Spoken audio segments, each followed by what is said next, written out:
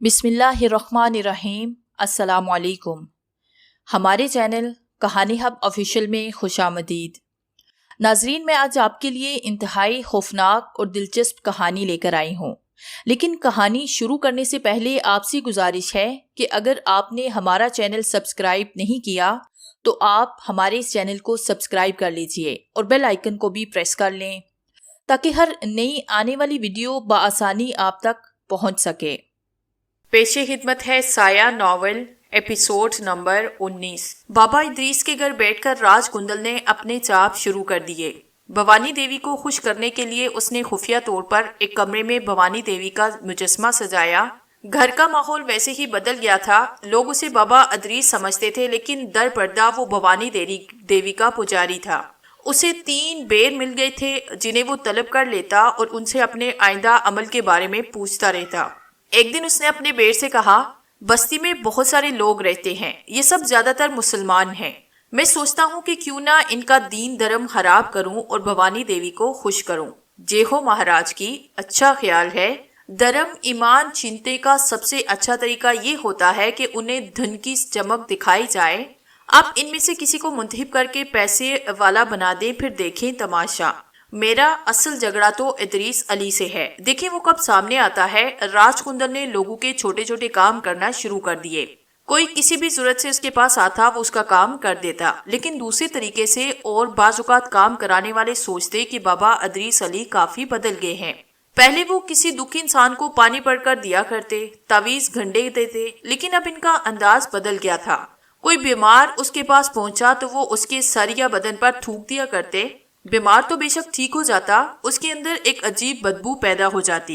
मगर सादा लोग ऐसी बातों पर गौर नहीं करते थे। वो सोचते थे कि ये भी कोई करामत हो गई, लेकिन हकीकत ये थी कि भवानी माँ की वो पूजा कर रहा था और फिर ये सारी राज कुंदल की अपनी साजिश भी थी। उसने इस घर को भूत कर बना दिया था। काले इल्म का पहला असूल यही है कि हर तरफ अंधेरा फैलाया जाता है। ये ख्वाहिश भी थी उसके दिल में कि बस्ती के लोग जो बाबा इदरीस की इश्क में डूबे हुए हैं, आहिस्ता आहिस्ता उनसे नफरत शुरू कर दे। और जब कभी असल इदरीस यहाँ पहुंचे तो लोगों के दिलों में उनके लिए सख्त नफरत हो। वो मंसूबों पर गौर कर रहा था, आहिस्ता आहिस्ता उस पर अमल भी कर रहा था। पहली कामयाबी उसने ये कर ली थी कि लोग बाबा इदरीस के बारे में चह मगोइयां करने लगे थे।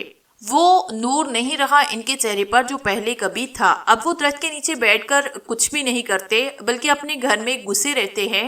बीवी बच्चों को न जाने कहाँ छोड़कर आए हैं। कुछ अजीब सा लगने लगा है। हालांकि वो एक अच्छे आदमी रहे हैं, पर न जाने क्यों अब भी उनके लिए तहा तहा के ख्यालात आने लगे हैं। जितने मुंह उतनी बातें, यही राज कुंदल का अक्सर मकसद था। उसने अपने तौर पर मंसूबा बनाया, आहिस्ता आहिस्ता बाबा इदरीस को इतना बदनाम कर दे कि लोग उसके खिलाफ हो जाएं और फिर इन साजिशों को उनके घर पहुंचा दे। क्या मजा आएगा जब इदरीस अली लोगों की नफरतों का सामना करेगा। तब वो इनसे कहेगा कि कहा था ना मियाँ जी मैंने तुमसे कि राज कुंदल कोई छोटा मोटा आदमी नहीं, बदला लेगा तुझसे और ऐसा लेगा कि तू सारी जिंदगी याद रखेगा। उसने अपना काम काफी मुहारत से जारी रखा था। हर तरह के लोग उसके पास आते और वो उनकी मदद भी करता, लेकिन दर हकीकत वो उनसे उनका ईमान छीनता था। ऐसे वो उन्हें बताता था कि बाज़ औक़ात तो लोग सोचने पर मजबूर हो जाते कि ये अमल दीन के अंदर है भी या नहीं। राज कुंदल बड़ी मुखारत से अपना काम कर रहा था। एक दिन शकन पहलवान उसके पास कोई मुश्किल लेकर आया। शकन पहलवान मुसलमानों की बस्ती में खासी मकबूल शख्सियत का हामिल था। पहलवान तो खैर क्या था, बस लोगों पर रोब डाले हुए था। एक रामपुरी चाकू रखता था और शुगल के तौर पर खोलकर उसकी धार पर उंगली फेरता रहता, और कच्चे दिल वाले लोग उसे देखकर खौफजदा हो जाते, क्योंकि चाकू बहुत खौफनाक था। जरिए आमदी ना होने के बराबर लोगों के छोटे मोटे काम करा दिए और किसी ने कुछ दे दिया तो काम बन गया। एक बेटे का बाप था और बेटे की उम्र 19 साल थी जब उसने उसकी शादी कर दी। 15 साल की एक छोटी सी प्यारी सी लड़की को अपने घर लेकर आया। बेटा तो भी खुद बच्चा था, वो खुद उनकी कफालत कर रहा था, लेकिन सोचता रहता कि ऐसा कौन सा काम किया जाए कि बेटे को उसका मुस्तकबिल अच्छा मिले। मुश्किल उसे ये दरपेश थी कि जिस घर में वो रहता उस घर में बकूल उसकी बीवी के आसेब थे। बज़ाहिर कोई ऐसी बात नहीं हुई थी जो बाइसे परेशानी होती, लेकिन जरूर वो वहम का शिकार थी। उसका कहना था कि उसे घर में ऐसी आवाजें सुनाई देती हैं जिन्हें मतलब ऐसे अजीब से सिक्के چھنک رہے ہوں۔ یہ چنچناہٹ اسے گھر میں جگہ جگہ سنائی دیتی تھی اور رات کو سونے میں اسے کچھ آوازیں بھی آتی تھی۔ یہ آوازیں اسے کہتی کہ میں مایا ہوں، پہلا اور پہلی بہو مجھے دے دو اور مجھے نکال کر زندگی ایسے گزارو۔ شکن سے اس نے کتنی ہی بار اس کا تذکرہ کیا تھا، لیکن شکن پہلوان نے اسے وہم قرار دیا۔ پھر ایک دن شکن پہلوان نے خود وہ آواز سنی۔ بیوی کے ساتھ صحن میں بیٹھا کیاری ٹھیک کر رہا تھا کہ چونک پڑا۔ ایسی آواز سنائی دی جیسے دھات کی کسی چیز کا آبشار سا بے رہا ہو۔ چھن چھن کی آواز سن کر اس نے چاروں طرف دیکھا اور پھر اسے بیوی کے الفاظ یاد آئے۔ آج پہلی بار اسے اس بات کا یقین آیا تھا کہ بیوی جو کچھ کہتی ہے اس میں صداقت ضرور ہے، ورنہ وہ اسے جاہل گنوار کہہ کر بات ختم کر دیا کرتا تھا۔ بیوی نے اسی وقت بازو کو پکڑ کر کہا، سنی تم نے یہ آواز؟ شکن پہلوان خاموش ہوا۔ پھر اس نے اس جگہ جہاں اسے چھن چھن کی آواز سنائی دی تھی گہرا گڑھا کھودا، پھر اسے کچھ برآمد نہ ہوا۔ پھر جب اس نے دوسری بار بھی یہ آواز سنی اور وہاں بھی گڑھا کھود کر دیکھا تو اسے احساس ہوا کہ کوئی ایسی پراسرار بات ہے جو سمجھ میں نہیں آتی۔ گڑھے تو دونوں بند کر دیے تھے کیونکہ بچے ان کے بارے میں سوالات کرتے، لیکن شکن پہلوان اس سوچ میں ڈوب گیا اور پھر اسے سبحان گلی کے بابا ادریس یاد آئے۔ ایک دو دفعہ ان سے ملا بھی تھا اور پچھلے دنوں اقبال بیگ نے اس کا تذکرہ بھی کیا تھا اور کہا تھا کہ بابا ادریس واپس آ گئے ہیں اور لوگوں کے بڑے بڑے کام کر رہے ہیں۔ بہت ساروں کو انہوں نے بڑی مشکلات سے نکالا۔ چنانچہ شکن پہلوان سبحان گلی میں بابا ادریس کے پاس پہنچ گیا۔ راج کندل نے شکن پہلوان کو گہری نگاہوں سے دیکھا اور بولا، ہاں بولو، کیسے آنا ہوا؟ بابا جی، میرا نام شکن ہے، پہلے بھی آپ سے مل چکا ہوں۔ ہاں، صورت یاد آ رہی ہے، مگر اتنے لوگ ہمارے پاس آتے ہیں کہ صورتوں کو یاد بھی مشکل سے ہوتا ہے۔ میں آج تک آپ کے پاس کسی کام سے نہیں آیا بابا، لیکن آج ایک کام سے آپ کے پاس آیا ہوں۔ بولو، ہم تمہاری خدمت کے لیے موجود ہیں۔ اکیلے میں بات کرنا چاہتا ہوں بابا صاحب۔ ٹھیک ہے، تھوڑی دیر انتظار کرو۔ پھر جب اور ضرورت مند چلے گئے تو راج کندل نے کہا، ہاں اب بتاؤ کیا بات ہے؟ ایک عجیب سی مشکل کا شکار ہوں بابا صاحب، شکن پہلوان نے ساری ردات کہہ دی۔ راج کندل کے چہرے پر عجیب سے تاثرات پھیل گئے۔ پھر اس نے کہا، کب سے گھر میں رہتے ہو؟ گھر میں تو کوئی 11 سال سے رہتا ہوں بابا صاحب۔ میرا مطلب ہے اس سے پہلے کون رہتا تھا؟ خالی پڑا ہوا تھا، بلکہ ٹوٹ پھوٹ چکا تھا۔ پرانے زمانے میں کسی کنہیا لال ہندو کا گھر، کنہیا لال بے اولاد تھا، مر گیا۔ پھر گھر ایسا بدرونق تھا کہ کسی نے اس کی طرف توجہ نہ کی۔ ہمیں گھر کی ضرورت تھی، میں نے اس پر قبضہ کیا، پھر اس کے در و دیوار ٹھیک کیے۔ کسی نے اعتراض نہ کیا۔ لوگوں کا کہنا تھا کہ کنہیا لال کی روح وہاں بھٹکتی ہوگی۔ میں نے بابا جب اس بات کی کوئی پرواہ نہ کی اور اس وقت سے میں اسی گھر میں رہتا ہوں۔ میں رات کو تمہارے پاس آؤں گا، مجھے اپنے گھر کا پتہ دے دو، راج کندل نے کہا۔ اسی رات وہ شکن پہلوان کے گھر پہنچا۔ پھر اس نے پورے گھر کا جائزہ لیا اور اس کے بعد شکن پہلوان سے کہنے لگا، شکن، یہاں مایا دفن ہے۔ یہ ایک پرانی روایت ہے کہ جیسے لوگ اور بھی لوگ، کنجوس لوگ جن کے پاس بے پناہ دولت ہوتی تھی، اپنی دولت تانبے کے برتنوں میں بھر کر دفن کر دیتے تھے اور اس پر آٹے سے بنایا ہوا ایک سانپ جنتر منتر پڑھ کر اس کے طور پر بٹھا دیا کرتے۔ تھوڑے عرصے کے بعد جادو کے زیر اثر اس سانپ میں جان پڑ جاتی اور وہ سانپ اس دولت کی حفاظت کرتا، لیکن دولت لوگوں سے کہتی بھی تھی کہ مجھے نکال لو۔ میری بیوی سے وہ یہی کہتی ہے بار بار رات کو سونے میں، ایک آواز اس کے کانوں میں چھنکتی ہے کہ پہلا بیٹا پہلی بہو دے دو، مجھے نکال لو۔ ضرور چھنکتی ہوگی، بہرحال میں تمہیں کچھ چیزیں دوں گا، تمہاری مدد ہو جائے گی۔ راج کندل نے شکن پہلوان کو اطمینان دلایا۔ شکن پہلوان بڑے عجیب سے انداز میں سوچ رہا تھا۔ وہ یہ سوچ رہا تھا کہ اگر یہ دولت کسی طرح ہاتھ لگ جائے تو مزہ ہی آ جائے گا، بیٹے کا مستقبل بھی بن جائے گا اور عیش بھی ہو جائیں گے۔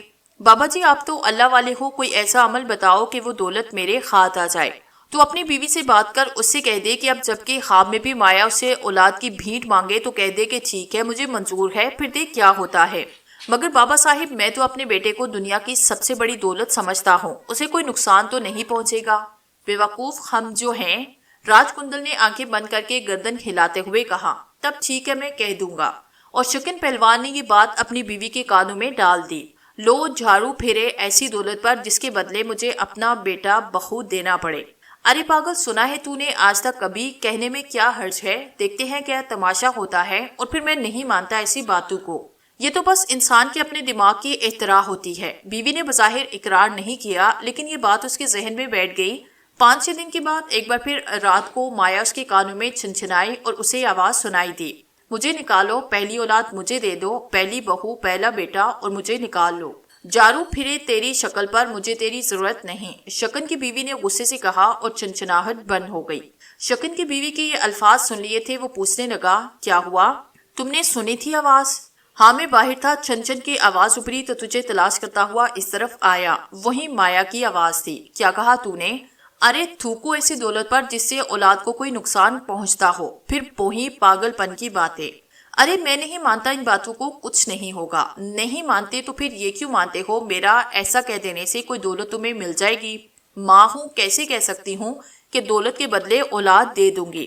دماغ بڑی عجیب چیز ہوتا ہے، کوئی بات دماغ میں بیٹھ جائے تو پھر اسے جھٹکنا مشکل ہو جاتا ہے، اور بعض اوقات خیالات خوابوں کی شکل میں انسان کو بہت پریشان کرتے ہیں۔ اس رات شکن کی بیوی کو پھر وہی خواب آیا، مایا کی چھنکار اور اس کے الفاظ اس کے کانوں میں ابھرے، اور اس کے ساتھ ساتھ ہی شوہر کی آواز بھی۔ اس نے بے خیالی کے انداز میں کہا، لے لے میرا بیٹا بہو اور نکلا باہر، میں نے تیری بات مان لی۔ یہ الفاظ ادا کرنے کے ساتھ ہی اس کی آنکھ کھلی، اسے اپنے دماغ میں ایک عجیب سی سنسناہٹ محسوس ہو رہی تھی۔ تھوڑے سے فاصلے پر شکن پہلوان بستر پر سویا تھا، کمرے میں لالٹین جا رہی تھی جس کی مدھم روشنی آس پاس پھیلی ہوئی تھی۔ دفعتاً اس نے کمرے کے گوشے میں ایک عجیب سا منظر دیکھا، اسے یوں لگا جیسے زمین کی مٹی فوارے کی شکل میں اچھل رہی ہو، اور اس کے بعد اس نے کوئی چیز چمکتی ہوئی دیکھی۔ لالٹین کی مدھم روشنی میں چمکتی ہوئی چیز کی پلاہٹ بڑی عجیب لگ رہی تھی۔ شکن کی بیوی اٹھ کر بیٹھی، اس نے پھٹی پھٹی آنکھوں سے اس منظر کو دیکھا اور اس کے حلق سے چیخ نکل گئی۔ شکن چونک کر اٹھ گیا، لالٹین کی بتی اونچی کی اور بیوی کی شکل دیکھنے لگا۔ وہ پھٹی پھٹی آنکھوں سے اس طرف دیکھ رہی تھی جہاں سونے کے سکے مٹی کے ساتھ اچھل رہے تھے۔ باریک مٹی ایک فوارے کی شکل میں زمین سے نکل رہی تھی اور سونے کے سکے اچھل اچھل کر جمع ہوتے جا رہے تھے۔ شکن کا منہ دہشت سے کھلا، وہ وحشتزدہ نگاہوں سے اس عجیب و غریب منظر کو دیکھنے لگا۔ بیوی اپنی جگہ سے اٹھ کر اس کے پاس آئی۔ ذرا دیکھو یہ کیا ہو رہا ہے، میرے مولا یہ کیا ہو رہا ہے؟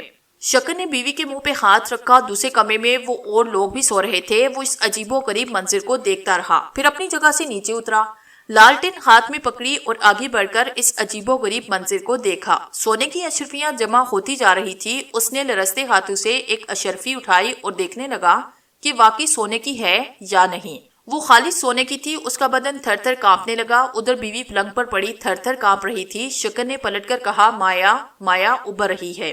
کافی دیر تک یہ سلسلہ جاری رہا، اس کے بعد مٹی ابلنا بند ہو گئی، لیکن سونے کی جتنی اشرفیاں اس کے قرب و جوار میں جمع ہو گئی تھی وہ اس قدر تھی کہ شکن کے وارے نیارے ہو سکتے تھے۔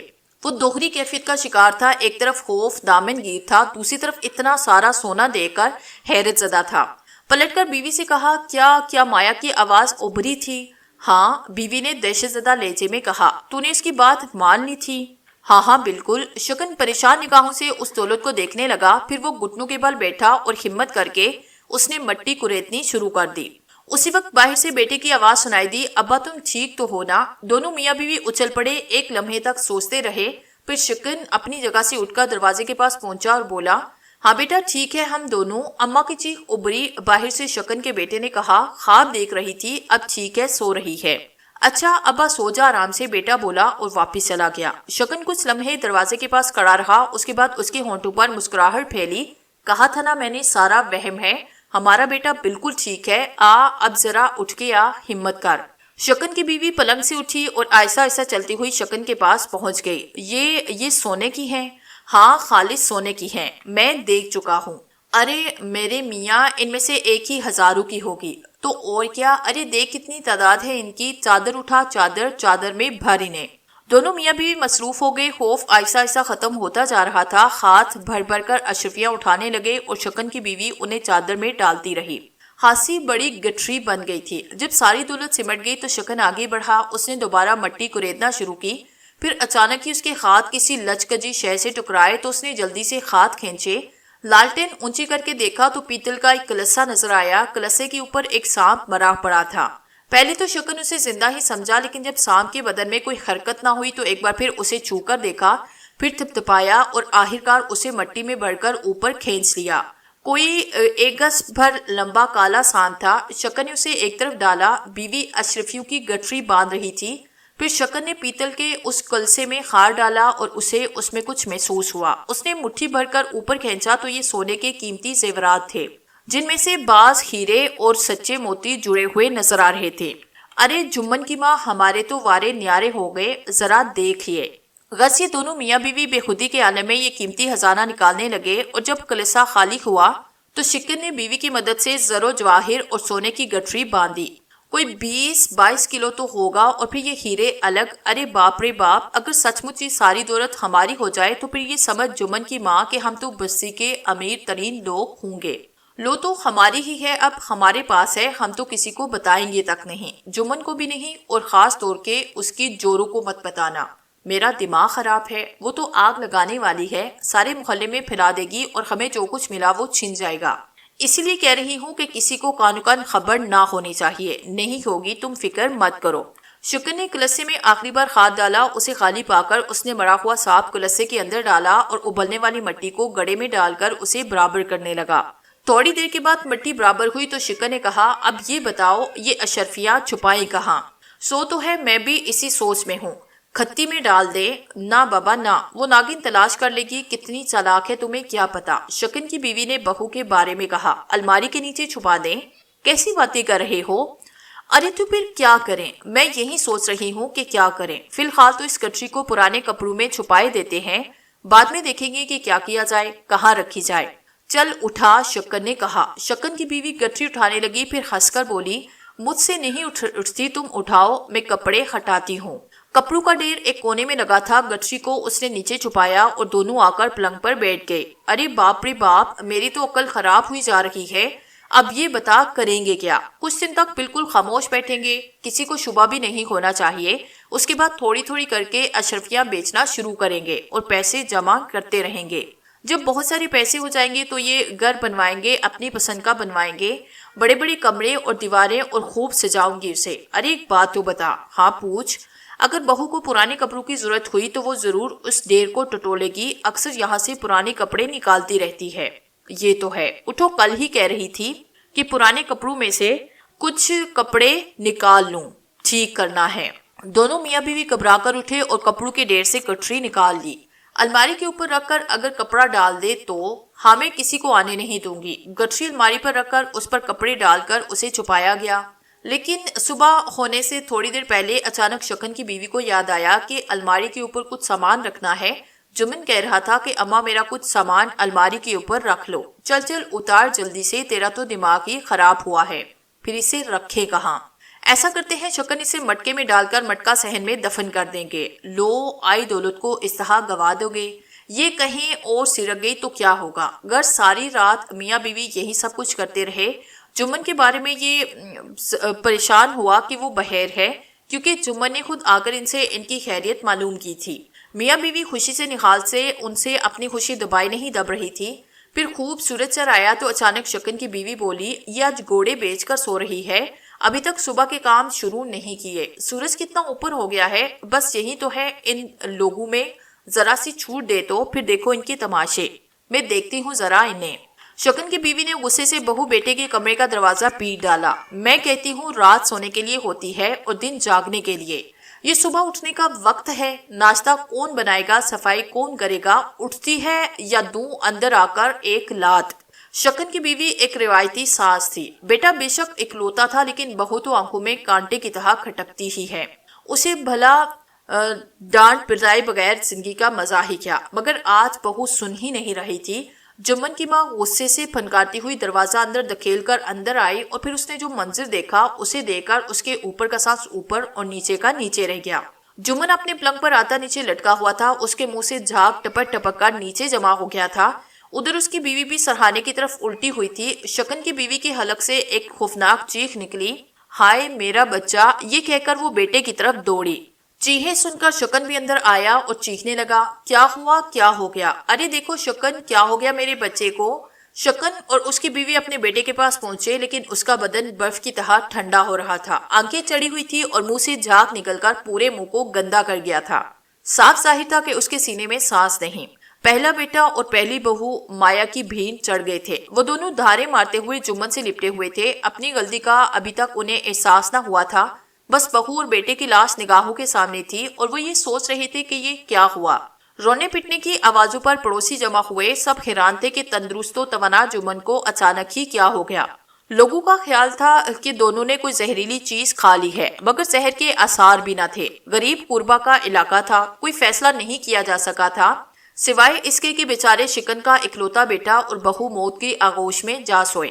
بہرحال یہ ساری دکھ بڑی باتیں تھی اور ہر شخص اپنے اپنے طور پر کچھ کر رہا تھا۔ بہو کے گھر والے بھی آئے، تلخ باتیں ہوئی، مگر اس سے کوئی نتیجہ کہاں نکلتا ہے۔ دونوں کی تدفین ہوئی۔ شکن اور اس کی بیوی ویران بیٹھے اپنے بہو بیٹے کے بارے میں سوچتے رہے۔ پھر شکن نے بیوی سے کہا، تو نے بہو بیٹے کو مایا کی بھینٹ چڑھانے کا وعدہ کر لیا تھا۔ ہاں، میں اپنے بہو بیٹے کی قاتل ہوں۔ مایا ہمیں اس لیے ملی کہ ہم نے پہلا بیٹا اور پہلی بہو مایا کے حوالے کرنے کی بات کر لی۔ ارے شکن، اب کیا کریں گے اس دولت کا؟ اپنے بچوں کے مقبرے بنائیں گے، اس کے علاوہ اور کیا کریں گے؟ شکن نے روتے ہوئے کہا۔ شکن اور اس کی بیوی بری طرح اجل گئے تھے۔ پاگلوں کی طرح بیٹھے ایک دوسرے کی صورت دیکھتے رہے تھے۔ زمین سے نکلنے والی اشرفیاں اور زیورات بے قدری سے ایک جگہ پڑے تھے۔ ایک دن اچانک شکن کی نظر ان اشرفیوں پر پڑی تو اس کا منہ غصے سے سرخ ہو گیا۔ یہ قاتل ہیں، آؤ انہیں پھر زمین میں دفن کرے۔ یہ ہمارے کس کام کی جب ہمارا باغ ہی اجڑ گیا؟ شکن دیوانگی کے عالم میں زمین کھودنے لگا جہاں سے اسے دولت کا یہ کلسہ حاصل ہوا تھا۔ کلسہ اپنی جگہ موجود تھا۔ شکن نے وہ تمام اشرفیاں اس کلسے میں بھری اور پھر نیچے تک اسے بولا، مجھے نہیں چاہیے یہ مایا، میری بیوی نے غلطی سے سوتے میں یہ وعدہ کر لیا کہ وہ اپنا بیٹا اور بہو دے دے گی۔ چلو میرا بہو بیٹا مجھے واپس کر دو، بھاڑ میں جائے یہ اور رات۔ ارے مجھے کچھ نہیں چاہیے، کیا سمجھے؟ اس نے کلیسے کا منہ ڈھک کر مٹی سے برابر کیا اور بیوی کی طرف دیکھ کر بولا، مایا کالوبی باپ ہوں اور مایا کی لوبی ماں ہوں، مگر نہیں ایک بات بتا، بابا ادریس نے کہا تھا کہ یہ مایا نکال لو، میں ہوں نا؟ ارے خاں، ان کی گلی چلتے ہیں، ہمارا کام بابا ادریس ہی کرے گا۔ دونوں تقریباً نیم دیوانے ہو چکے تھے۔ محلے والے پوری صورتحال سے واقف نہ ہو سکے، بس یہ سوچتے تھے کہ گھر اجڑ گیا بیچارے شکن کا، جو کچھ کر رہا ہے دیوانے کے عالم میں کر رہا ہے، چنانچہ خاموش ہو جاتے۔ شکن اپنی بیوی کو لے کر چل پڑا اور پھر سبحان گلی پہنچا۔ راج کندل بابا ادریس کے روپ میں بیٹھا اپنے کاموں میں مصروف تھا۔ شکن اور اس کی بیوی نے اینٹیں اٹھا کر دروازے پر مارنا شروع کی اور قرب و جوار سے لوگ دوڑ پڑے۔ ارے یہ کیا کر رہے ہو؟ کون ہو تم لوگ؟ کیا ہو گیا ہے؟ اندر ایک جادوگر بیٹا ہے، اس نے میرے بہو اور بیٹے کو مروایا، نکالو اسے باہر، نہیں تو میں سر پھوڑ کر مر جاؤں گا یہاں پر۔ لوگوں نے شکن اور اس کی بیوی کو قبضے میں کیا اور پھر بابا ادریس کا دروازہ بجایا۔ راج کندل باہر آیا۔ کیا ہوا؟ کیا بات ہے؟ کیا ہو رہا ہے یہ؟ اب پوچھ رہے ہو کہ کیا ہو رہا تھا؟ بڑے ولی اللہ بنتے ہو تم۔ کہاں ہے میرا بیٹا اور بہو؟ ارے تم نے کہا تھا نا کہ دولت نکال لو، واپس رکھ دی وہ دولت، میں نے واپس آبادی، میرا چومن مجھے واپس دے دو، تم نے کہا تھا کہ میں سب ٹھیک کر دوں گا۔ کیا کہہ رہا ہے یہ؟ میری سمجھ میں ایک لفظ نہیں آیا۔ راج کندل نے معصومیت سے کہا۔ ارے اب بن مت، جادوگر تو رنگا سیار ہے، ڈونگی ہے ڈونگی، بچہ مروا دیا اس نے میرا۔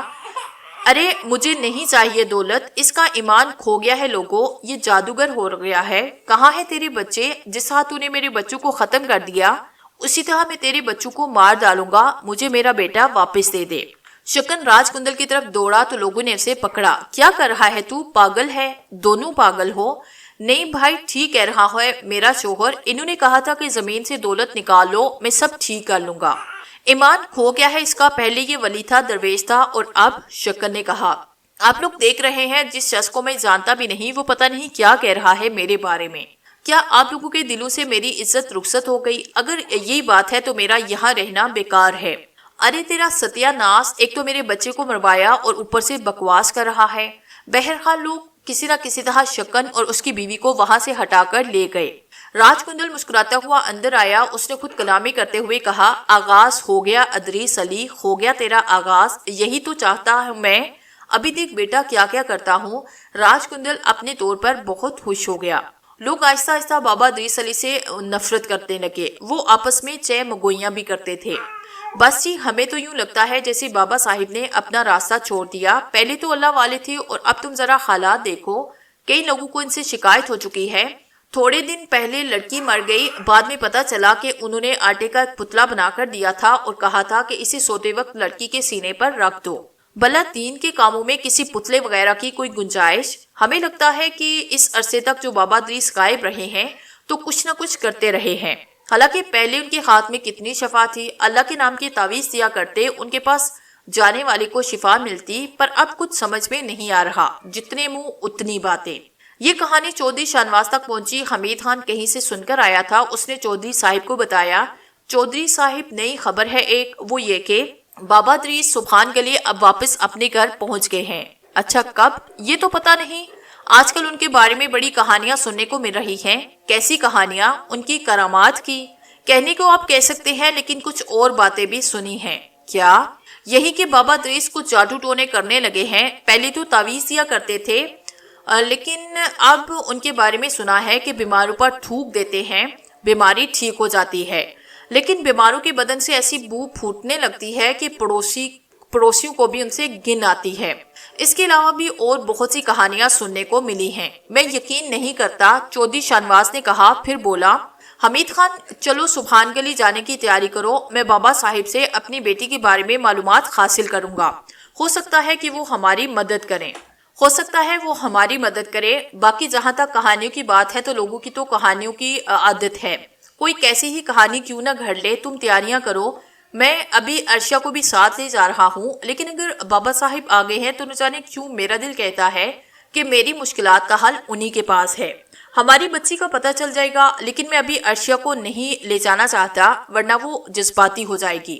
جیسے آپ کا حکم، حمید خان نے کہا اور سبحان گلی جانے کی تیاریاں کرنے لگا۔ تیاریاں مکمل ہونے کے بعد چودھری شاہنواز سبحان گلی چل پڑا۔ حمید خان اس کے ساتھ تھا۔ آخرکار وہ بابا ادریس کے گھر کے دروازے پر پہنچے۔ شاہنواز نے عجیب سے لہجے میں کہا، کچھ بدلا بدلا سا نظر آ رہا ہے، عجیب سی ویرانی پھیلی ہے۔ یہ بات حمید خان کو بھی محسوس ہو رہی تھی۔ بہرحال بابا ادریس کے گھر کا دروازہ بجایا گیا اور راج کندل نے دروازہ کھول کر نئے آنے والوں کو دیکھا۔ چودھری شاہنواز نے فوراً ہی سلام کیا۔ راج کندل ٹکر ٹکر انہیں دیکھتا رہا۔ چودھری صاحب نے کہا، کیا بات ہے بابا ادریس، پہچانتے نہیں آپ مجھے؟ میں چودھری شاہنواز ہوں۔ خیریت تو ہے؟ بدلے بدلے سے لگ رہے ہیں۔ راج کندل نے فوراً ہی اپنا رویہ بدلا اور کسی قدر پرتپاک لہجے میں بولا، آئیے چودھری صاحب، میری بینائی کچھ کمزور ہو گئی ہے، چہرے دھندلے نظر آتے ہیں۔ چودھری شاہنواز حمید خان کے ساتھ اندر آیا۔ حمید خان ایک دو چودھری شاہنواز کے ساتھ پہلے بھی یہاں آ چکا تھا، لیکن اندر کے بدلے ہوئے ماحول کو اس نے خاص طور سے محسوس کیا اور عجیب سی نگاہوں سے راج کندل کو دیکھنے لگا۔ راج کندل نے انہیں بیٹھنے کے لیے چارپائیاں پیش کی۔ چودھری شاہنواز نے پوچھا، بچے وغیرہ کہاں ہیں؟ کوئی آواز نہیں آ رہی، اور یہ گھر کا کیا حال کر دیا آپ نے؟ ویسے آپ اتنے طویل عرصے کہاں غائب رہے؟ بہت سے سوالات ایک ساتھ کر ڈالے تم نے چودھری شاہنواز، آہستہ آہستہ سارے سوالوں کا جواب دوں گا، بیٹھ جاؤ، راج کندل نے مکاری سے کہا۔ دل ہی دل میں وہ سوچ رہا تھا کہ اچھا تو تم ہو چودھری شاہنواز، میرا تمہارا بھی اچھا خاصا کھیل ہے جو مجھے تمہارے ساتھ کھیلنا ہے۔ چودھری شاہنواز حقیقت سے بے خبر چارپائی پر بیٹھا۔ پہلے بھی وہ بابا ادریس کی بہت عزت کرتا تھا اور آج بھی اسی عزت و عقیدت کے ساتھ یہاں آیا تھا، لیکن اسے نہیں معلوم تھا کہ اس کے ارد گرد کیا کیا خطرات منڈلانے لگے ہیں۔ چودھری شاہنواز بیچارہ حقیقتوں سے ناواقف تھا۔ اس نے لمبی لمبی سانسیں لیتے ہوئے کہا، کچھ عجیب سا لگ رہا ہے بابا صاحب، جب بھی میں نے آپ کو دیکھا آپ کے اندر بڑی نفاست پائی، آپ بہت صاف ستھرے رہا کرتے اور خوشبو میں بسے رہتے، لیکن اب جو کچھ میں دیکھ رہا ہوں وہ مجھے کافی عجیب لگ رہا ہے، صفائی ہے نہ ستھرائی، دیواریں بدرنگ ہو رہی ہیں۔ راج کندل نے مکاری سے مسکراتے ہوئے کہا، میں نے تم سے پہلے بھی کہا ہے چودھری شاہنواز کی بہت سے سوالات تم نے ایک ساتھ کر ڈالے، بہرحال میں ان کا مختصر جواب دیتا ہوں۔ بدروہیں اور کالے علم اپنے اندر کیا نحوستیں رکھتی ہیں، اس کے بارے میں تمہیں یقیناً نہیں معلوم ہوگا۔ تم جانتے ہو کہ ہم لوگ جو نیک عمل کرنے کے بارے میں ناواقف ہوتے ہیں، کتنے دشمنوں سے نپٹ کر اپنا کام کرتے ہیں۔ کچھ عرصہ پہلے کچھ روحیں میرے پیچھے لگ گئی، وہ مجھے اور میرے خاندان کو تباہ و برباد کرنا چاہتی تھی، ان کی چیرہ دستیوں سے بچتا رہا۔ بحالت مجبوری میں اپنے بچوں کو لے کر یہاں سے ایک ایسی جگہ محفوظ کر دیا انہیں جہاں بری روحیں انہیں نقصان نہ پہنچا سکے۔ پھر میں بڑی مدت کے ساتھ ان روحوں سے نپٹتا رہا۔ یہاں انہوں نے میرے گھر پر اپنی نحوستوں کے ڈیرے ڈالنا شروع کر دیے۔ ان بری روحوں سے جنگ کرتا رہا، جنگلوں میں، صحراؤں، پہاڑوں میں میں نے ان کا مقابلہ کیا اور یہ مقابلہ آج تک جاری ہے۔ بس یوں سمجھ لو چودھری شاہنواز کہ برا وقت کسی پر بھی آ سکتا ہے، اور خاص طور سے وہ جو دوسروں کے لیے زندگی ترک کر دیتے ہیں۔ بس یہ تھی میری رودات۔ آخرکار مجھے اپنے گھر واپس آنا پڑا۔ اتنا اچھا گھر تھا اور اتنا میں گھر سے دور رہا۔ گھر بھی دیکھنا ہی تھا، لیکن میں تنہا آیا، اپنے بیوی بچوں کو ساتھ نہ لایا تاکہ یہاں کی صورتحال کا اچھی طرح جائزہ لے لوں، اس کے بعد انہیں یہاں لے آؤں گا۔ یہ انہی گندی روحوں کا کیا درا ہے۔ ظاہر ہے جہاں بری روحیں ہوتی ہیں وہاں صفائی ہوتی ہے اور نہ ہی خوشبوئیں، چونکہ بری روحوں کو صفائی اور خوشبو سے نفرت ہوتی ہے۔ بہت تنگ کیا ہے ان بدروحوں نے مجھے، بس یوں سمجھ لو کہ میں نے اپنے لیے نہیں بلکہ اپنی بستی والوں کے لیے یہ جگہ چھوڑی تاکہ میری وجہ سے میری بستی کے لوگ کسی مشکل کا شکار نہ ہوں۔ راج کندل نے بڑے پرتاثر لہجے میں چودھری شاہنواز کو اپنی کہانی سنائی۔ چودھری شاہنواز اور حمید خان عقیدت میں ڈوبے، ان کے تمام گلے شکوے دور ہو گئے اور وہ ایک بار پھر بابا ادریس کے دل سے قائل ہو گئے تھے۔ چودھری شاہنواز نے کہا، حقیقت یہ ہے بابا صاحب کہ آپ کی ذات ہمارے لیے بڑی بابرکت اور آپ سے دوری ہمارے لیے عذاب کا باعث۔ مجھ پر آپ کی غیر موجودگی کے دوران کیا بیتی میں آپ کو کس طرح بتاؤں؟ نہیں چودھری شاہنواز، مجھے بتاؤ کیا ہوا، کیا بات ہے؟ میں تمہارے لیے جو کچھ بھی بن پڑے گا کروں گا۔ بڑی مدد کی ضرورت تھی مجھے آپ کی بابا صاحب، ایک طویل عرصے میں نے جس عذاب میں گزرا میں آپ کو کیا بتاؤں۔ یہ بات تو میں آپ کے علم میں پہلے بھی لے آیا تھا کہ میں نے دوسری شادی کر لی ہے۔ میری پہلی بیگم اس بات پر مجھ سے ناراض ہوئی۔ پہلے انہوں نے آپ کو بلایا کہ آپ ایسا تعویذ دیں جو مجھے عرشیہ بیگم سے دور کر دے، لیکن آپ نے انکار کیا۔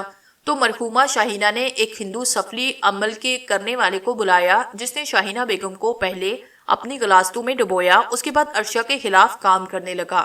وہ مردود بیس بدل کر عرشیہ کے پاس پہنچا، اس نے اپنے جادو منتروں سے عرشیہ کو اپنے قابو میں کیا، اسے زندہ قبر میں دفن کیا اور نہ جانے کیا کیا عمل کرتا رہا۔ چودھری شاہنواز نے جو کچھ اس کے علم میں تھا راج کندل کو بتایا۔ راج کندل صبر و سکون کے ساتھ یہ سب کچھ سنتا رہا۔ وہ جب راج کندل کو اپنی کہانی سنا چکا تو اس نے کہا، واقعی تمہارے ساتھ تو بہت برا ہوا۔ بس بابا صاحب شاہینہ اس دنیا سے چلی گئی، مجھے اس کا بھی دکھ ہے، لیکن بہرحال اپنے برے عمل کا خمیازہ بھگتنا پڑتا ہے۔ میں اس کی مغفرت کی دعا کے سوا اور کیا کر سکتا ہوں؟ لیکن عرشیہ ابھی تک اپنے ہاتھ میں واپس نہیں آئی۔ وہ بظاہر اس بات کو تسلیم کرتی نہیں کہ وہ میری بیوی ہے، لیکن اس نے یہ شرط لگا رکھی ہے کہ وہ مکمل طور پر اس وقت مجھے اپنا شوہر تسلیم کرے گی جب اسے اس کی بچی واپس مل جائے۔ بابا صاحب میرا دل بھی اپنی بچی دیکھنے کے لیے تڑپتا ہے۔ میں نے سبحان گلی کے اتنے چکر لگائے کہ آپ سوچ بھی نہیں سکتے۔ میں آپ سے ملاقات کرنا چاہتا تھا۔ اب جب مجھے معلوم ہوا کہ آپ واپس آ گئے تو میری خوشیوں کا ٹھکانہ نہ رہا۔ بابا صاحب آپ ہی میری مشکل حل کر سکتے ہیں، میری بچی کا سراغ لگائیں اور اسے مجھ تک پہنچانے میں میری مدد کریں، میں آپ کے ہر حکم کی تعمیل کروں گا۔ راج کندل پرخیال انداز میں گردن ہلانے لگا۔ وہ سوچنے کی اداکاری کر رہا تھا کہ اس دوران چودھری شاہنواز نے کہا، میں سمجھتا ہوں سارا کیا درا اسی ناپاک ہستی کا ہے جس کا وجود مٹانے کے لیے میں نے اسے گوشے گوشے میں تلاش کیا۔ راج کندل تھا اس بغیرت کالے علم کے ماہر کا نام۔ میں نے اس کا ڈیرا تباہ کیا۔ اس نے ایک مٹھ بنا رکھا تھا شاہ پور کے قریب، وہ وہیں کا رہنے والا تھا۔ میں نے اپنے آدمیوں کے ذریعے اس کا ڈیرا تباہ کیا، اس کے ایک ایک فرد کو قتل کرایا۔ آج تک پولیس کو اس بارے میں کچھ پتہ نہ چلا، مگر راج کندل بچ کر نکل گیا۔ میں اب بھی اس کی تلاش میں ہوں، مجھے مل جائے گا، یقیناً اسے میں زندہ دفن کروں گا۔ اتنی نفرت ہے مجھے اس کے وجود سے۔ اس نے مستقبل تباہ کر دیا بابا صاحب۔ اب آپ آ گئے ہیں تو میں اس بات کا آرزومند ہوں کہ مجھے میری بچی واپس مل جائے گی اور عرشیہ ٹھیک ہو جائے گی۔ راج کندل نے اپنی آنکھیں بند کی، اس کے اندر الاؤ دہک رہا تھا۔ یہ معلوم کر کے اس کا مٹھ اس کی کائنات چودھری شاہنواز نے تباہ کی، اس کے سارے اہم آدمی کو اس نے مارا۔ میرا مقابلہ تو بابا ادریس سے تھا، مگر اب میں تجھ سے اپنے تمام لوگوں کا انتقام لوں گا۔ ہاں تو میرا دشمن نمبر 2 ہے۔ شاہنواز مسلسل اپنی کہانی سنا رہا تھا اور راج کندل اپنی سوچوں میں مصروف تھا۔ اس نے گردن اٹھا کر کہا، تو بے فکر ہے، ہم عمل کریں گے، تیری بچی تجھ سے پہنچ جائے گی اور تیری بیوی کا علاج بھی کریں گے، تو بالکل بے فکر ہو جا۔ 7 دن کے بعد اپنے آدمی کو بھیجنا، ہم اس دوران عمل کریں گے اور تجھے دل کا سکون دیں گے۔ بابا صاحب آپ کا یہ احسان میں زندگی بھر نہیں بھولوں گا۔ نہیں، یہ احسان نہیں، آنے والے وقت میں ہم بھی تجھ سے کچھ مانگیں گے اور ہمیں پتا ہے کہ تو ہمیں دے گا، وہ تو میں آج بھی دینے کے لیے تیار ہوں، اب حکم کرے۔ نہیں ابھی نہیں۔ شاہنواز بڑی عزت و احترام کے ساتھ جہاں سے رخصت ہوا تھا اور راج کندل کے ذہن میں بدستور شیطانی منصوبوں کا بسیرا تھا۔